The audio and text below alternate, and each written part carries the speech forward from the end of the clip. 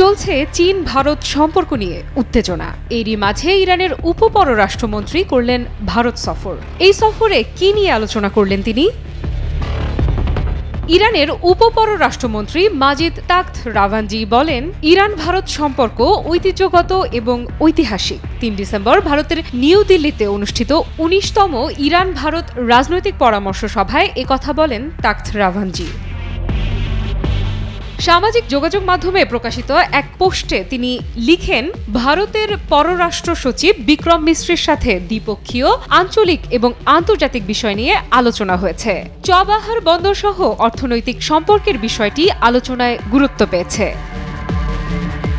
Takht রাভানজি আরও জানান, তিনি ভারতের পররাষ্ট্রমন্ত্রী এস জয়শঙ্করের সঙ্গেও এরই মধ্যে ফলপ্রসূ বৈঠক করেছেন। ইরান ও ভারতের মধ্যে দীর্ঘস্থায়ী ঐতিহাসিক সম্পর্ক রয়েছে। দুই দেশের মধ্যে সাংস্কৃতিক ও অর্থনৈতিক লেনদেন রয়েছে।